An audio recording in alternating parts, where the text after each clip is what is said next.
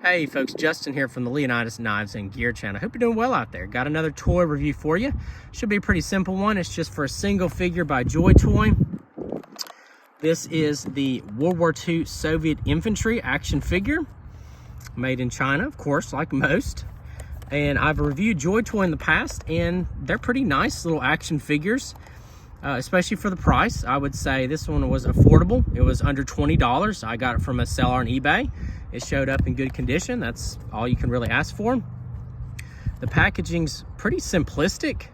It does have a bubble, of course, on the card back, but what I like is once you cut the tape loose, you can slide the backing off very easily and then pull the figure out for display.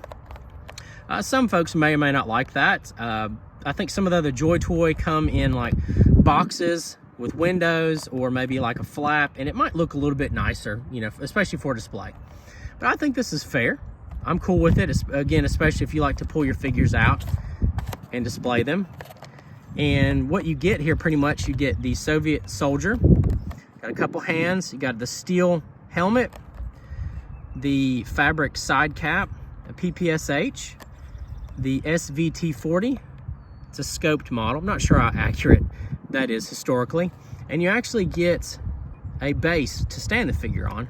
So it's quite a decent little package. Here is the JoyToy World War II Soviet soldier up close out of the packaging. I have almost all the accessories here except the metal helmet and those other hands, but we'll take a look at the PPSH first. Pretty nice little weapon there. I don't think the drum magazine is removable, but that's no problem. The brown tone wood stock looks good. Two-tone with the gun barrel there. The sling is a nice touch. Unfortunately, mine came unattached on one side, so I had to super glue that back on. And that's not a big deal, seeing as, again, how affordable this toy is. I feel like maybe something like that is acceptable.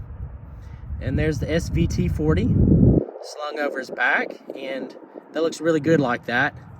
You know, like this guy, you know, is kind of just on some kind of recon maybe, or going to get set up somewhere, and he's got the rifle on his back, got the sub gun ready to go. I really like the tone of the uniform. It looks, I would say, authentic from the photos I've seen. Side cap looks good. Has a little Soviet star there. Not a bad touch at all. And the weathering looks good on the uniform and the hat. And then you have the full gear loadout, like the bedroll, the pack, have a shovel. The shovel came a little warped out of the box, no biggie. It looks like now I will note, he lost the hat and the sub gun. Okay, so that's something to note. I mean, it fits good, but you know, when you're working the toy around, he's gonna lose a few things again. That's kind of common with JoyToy. You'll have small issues like that. But still, again, for what you pay, it looks pretty historically accurate and displays well. And I think the amount of, you know, extras and accessories you get, again, is pretty fair too. So I would definitely recommend this to folks who, you know, playing around with some displays or dioramas or things like that. I think it would make a really nice addition. So folks, if you enjoyed the video, give me a thumbs up. I'd love to get some comments down there. Please subscribe. Thank y'all.